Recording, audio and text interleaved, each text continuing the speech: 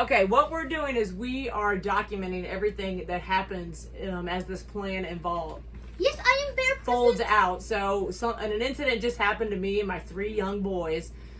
So Bear, go ahead and tell me what happened just now. So basically, the art and comic team decided to return the books because we're going on a trip in 2 days. So they went to the library. We saw some some signs that said mask required for entry, but we don't. But maybe we thought maybe it was just a typo. So we simply walked in, and then we turned.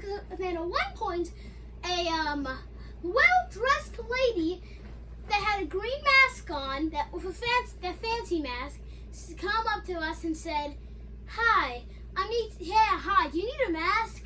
And then we said, "Oh no, we're not going to wear a mask." And then she said, "If you're not going to put on a mask, you got to leave the library immediately." And remember, this is the point where we haven't even returned all our books yet. This librarian was crazy. Well, let me tell you, this is a library that we've been going to for the past 2 months. We've probably been there 10 to 15 times. Today was the first day where the library staff that even know me, they came up and said you had to wear a mask.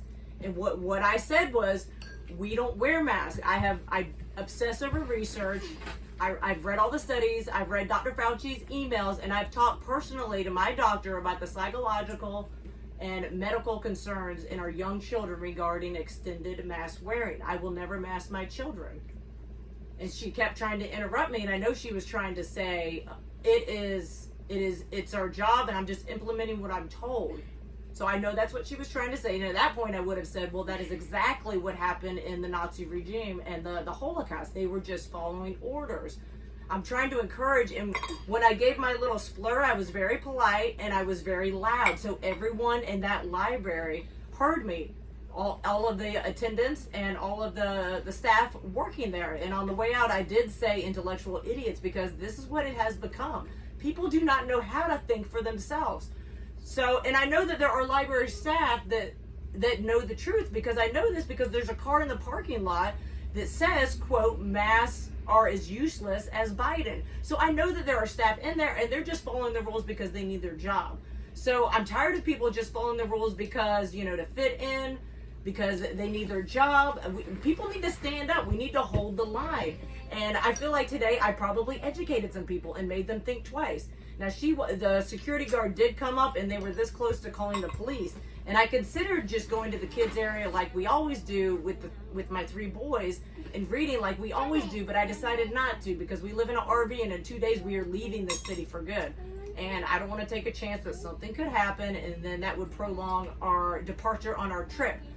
So this is our experience today, and I'm going to continue to document how this tyranny unfolds in families like ours. And we were just trying to go to the library to homeschool and to read. That's all we do there.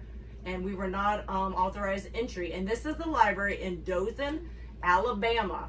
Dothan, Alabama, and it is the Main Street Library.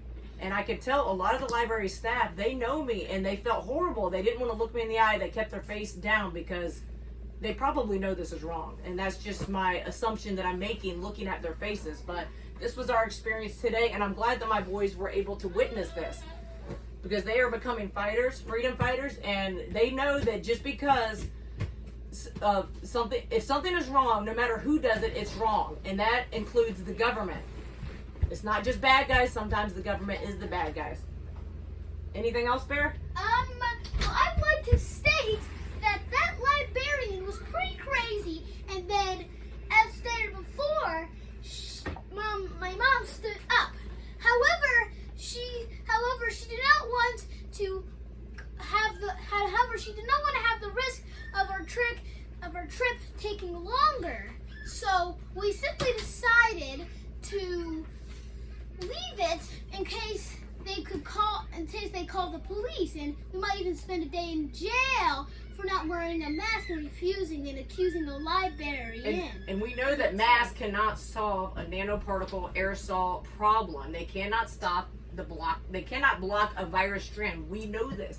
Even smoke particles are larger than that, and you breathe in smoke through your mask. Like, we know this. We've read the studies. We've talked about this. So, Bear, what do we do to stay healthy in our family? Well, first thing, if you want to stay healthy, is rip that mask off, cut it like this, we never wear sunscreen. We get tons of vitamin D. I know our family is healthier than everyone else in that library that had their face covered. Second reason, don't take the vaccine. I've only taken one vaccine. That's why my mom was a sound mom. And sound mom, if you're listening and you've already taken the vaccine, you're pretty much doomed.